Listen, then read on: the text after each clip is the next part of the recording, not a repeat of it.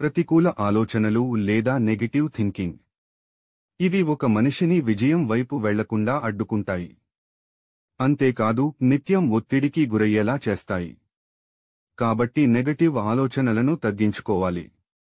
కొంతమందికి నెగటివ్ ఆలోచనలు అధికంగా ఉంటాయి. ఏమీ జరగకుండానే ఏమైనా జరిగిపోతుందేమో అని భయపడుతూ ఉంటారు. ఏ చిన్న పని చేయాలన్నా వారిలో మొదలయ్యేవి ప్రతికూల ఆలోచనలే మొదటే. ఇలా ప్రతిసారి ప్రతికూల ఆలోచనలను వల్ల ఒరిగేది ఏమీ లేదు. మిమ్మల్ని విజయం వైపు వెళ్లకుండా అడ్డుకునేవి కూడా ఈ ఆలోచనలే.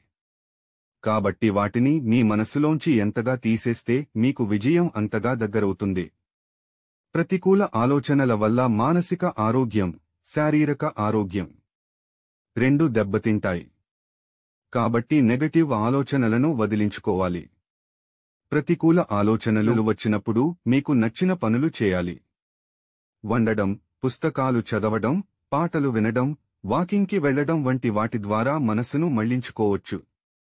అప్పటికీ ఆలోచనలు వస్తే ఎవరైనా మనసుకు నచ్చిన వారితో ఫోన్లో మాట్లాడుకోవచ్చు. అలా మనసును మళ్లించడం ద్వారా ఆలోచనలను తగ్గించవచ్చు. సానుకూల ఆలోచనలను పెంచే పుస్తకాలు ఎన్నో మార్కెట్లో ఉన్నాయి. వాటిని తెచ్చుకుని ప్రతిరోజు చదవడం ద్వారా కూడా మీ ఆలోచనలను మార్చుకోవచ్చు. మీకు నచ్చని విషయాలను ప్రతిరోజు డైరీలో రాయడం అలవాటు చేసుకోండి. మనసులోంచి విషయాలు బయటకు పోతే వాటి వల్ల కలిగే ఆలోచనలు తగ్గుతాయి. అందుకే ఎక్కువ మంది డైరీని రాస్తూ ఉంటారు. ఎంతో మహోన్నత వ్యక్తులకు డైరీలు రాసే అలవాటు ఉంది. సానుకూలమైన మాటలు మాట్లాడేవారు, నెగటివ్ మాటలకు దూరంగా ఉండే వారితోనే స్నేహం చేయండి. మనసు అంటేనే ఆలోచనల మూట. మనసులో ఏవో ఆలోచనలు నిత్యం నడుస్తూనే ఉంటాయి. ఆ ఆలోచనలు 90% సానుకూలమైనవి అయితేనే మనం జీవితంలో సంతోషంగా జీవించగలం. ఒత్తిడి, అసంతృప్తితో జీవించే వాళ్లకు ఎప్పుడూ నెగటివ్ ఆలోచనలే వస్తాయి.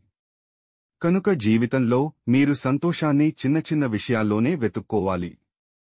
అలా అయితేనే ప్రతికూల ఆలోచనలు తగ్గుతాయి.